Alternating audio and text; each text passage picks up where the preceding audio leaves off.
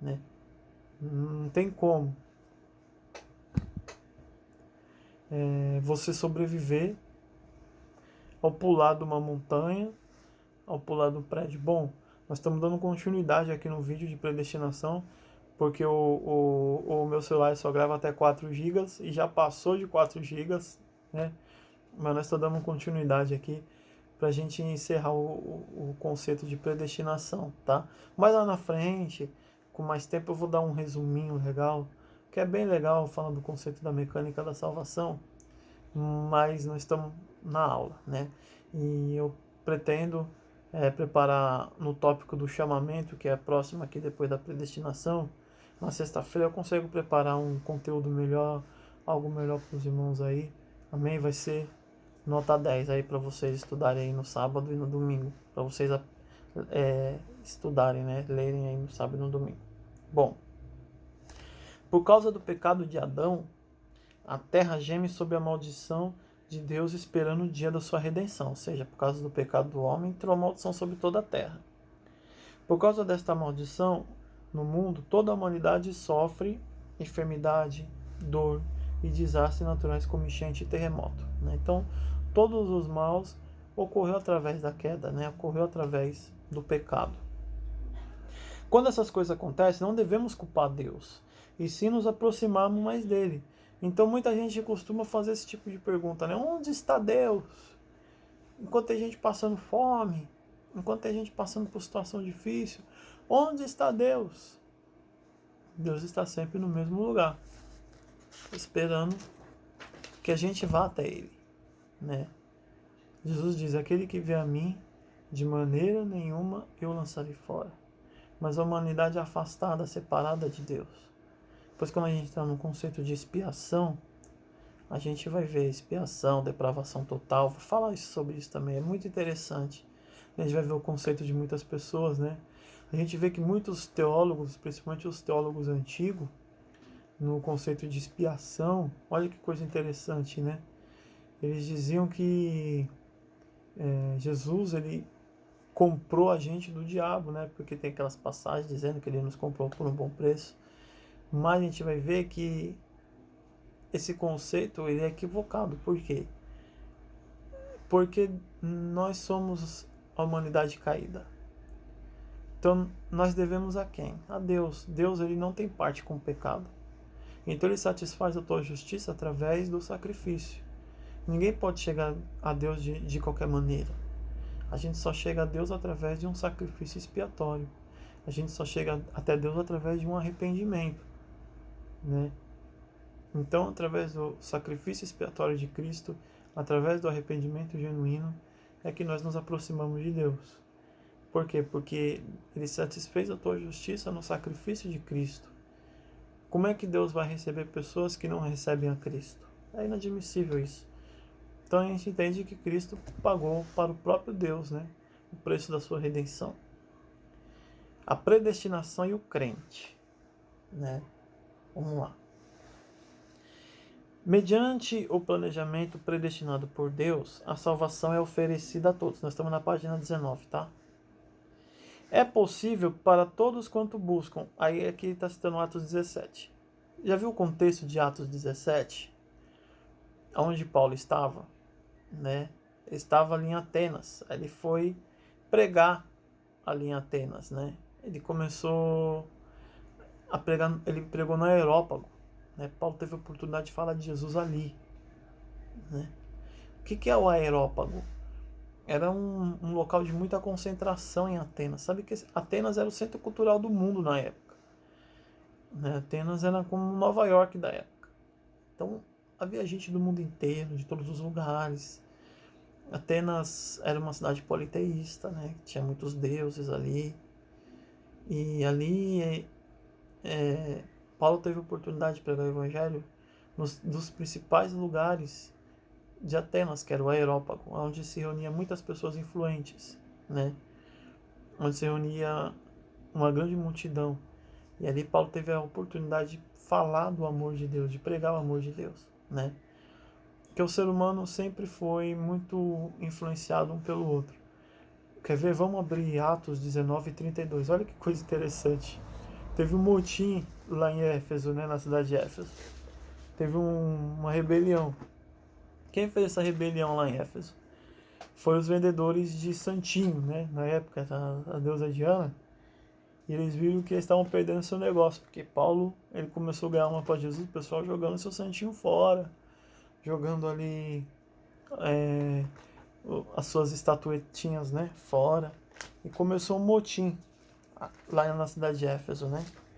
Aí eles começaram a sair para a rua e gritar: grande é a Diana dos Efésios. E olha que coisa interessante, Atos 19 e 32. Você abre aí. Olha que coisa interessante. Uns, pois, clamavam de uma maneira, outros de outra, porque o ajuntamento era confuso. E mais deles não sabiam nem por que tinham se ajuntado. Isso está falando na Bíblia. Ou seja, tinha uns que, de repente, aquela gritaria, grande a Diana dos Efésios, do povo, né, contra Paulo ali, que eles saíram gritando na rua, né?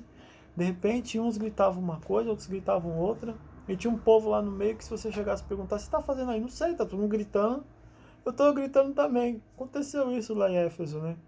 Que nem se você for lá no viaduto do chá, onde passa 2 milhões de pessoas por dia ali. Se você ficar 15 minutos olhando pro alto assim, só olhando pro alto sem fazer nada, quando você vai ver, tá todo mundo também. Aí vai ter uns assim, vai tá todo mundo olhando pro alto também. E por quê? Porque o ser humano tem, né, essa deixa de se deixar ser influenciado, né? Bom, Deus não somente planeja uma maneira do povo conhecer a salvação, como também tem um plano para ajudar os crentes a progredirem na sua vida espiritual. Esse plano, no entanto, depende da disposição do crente e correspondente à sua obediência, né? Jeremias 15. Vamos lá, Jeremias 15. Vamos ver o que Jeremias fala.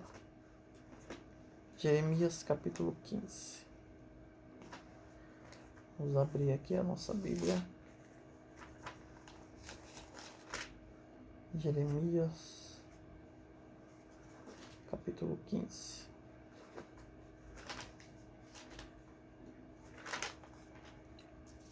Só um minutinho, pessoal. Que nós vamos falar daqui. Quem achou primeiro, diga amém. Jeremias capítulo 15, versículo 19. Versículo 19. Porquanto assim diz o Senhor: se tu voltares, então te trarei e estará diante da minha face. Se apartares, o precioso do vil será como a minha boca. Torna-se eles para ti, mas não volte tu para eles. Aqui não foi uma decisão, não foi uma escolha que eles tiveram que fazer, né? Ou seja, se voltar, então Deus, ele trará e está disposto diante da minha face. E se apartares do precioso vil, será como a minha boca. Torna-se eles para ti, mas não volte tu para eles. Ou seja, Deus deu o direito a uma escolha, né? E 1 Coríntios capítulo 2, versículo 9, está escrito assim: nem olhos viram, nem ouvidos ouviram, nem jamais penetrou o coração humano o que Deus tem preparado àqueles que o amam, né? Paulo não falou que Deus tem preparado àqueles que determinou, que preparou.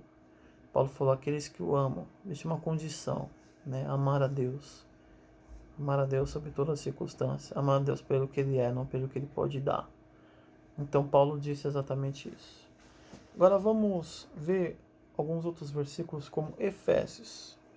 A epístola de Paulo aos Efésios, capítulo 1, versículo 5. Paulo fala bastante de eleição, predestinação em Efésios. Interessante isso. Um versículo.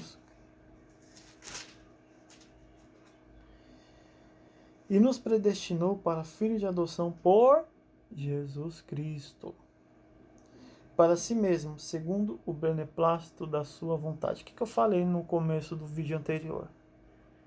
Que toda vez que Paulo fala sobre predestinação, relacionada à salvação, ou seja, predestinado à salvação, envolve o quê? Cristo, óbvio. Ou seja, não existe salvação sem Cristo. Então, toda vez que Paulo usa a palavra predestinação e relacioná-la à salvação, é a salvação em Cristo. Então, Paulo disse aqui: predestinou para filho de adoção por Jesus Cristo para si mesmo, segundo o beneplácito da sua vontade. Ou seja, nós somos predestinados para filho de adoção somente em Jesus Cristo. Então não há outro meio de predestinar a salvação, somente através de Jesus Cristo. Amém? Então toda vez que a gente fala de predestinação, ela é ligada a Jesus Cristo. Toda vez que a gente fala de eleição, ela é ligada a Jesus Cristo.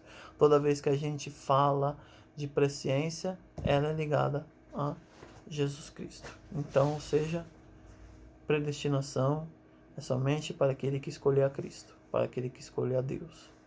Então, esse está predestinado à salvação. Amém? Então, no próximo vídeo nós vamos falar sobre o chamamento. Eu vou ver se eu lanço ele na sexta-feira, que eu tenho um tempo melhor. E vamos aproveitar, essas aulas de EAD, que eu tenho certeza que vai ser muito frutífera aí para os irmãos. Qualquer dúvida, no WhatsApp. Amém? Deus abençoe a todos.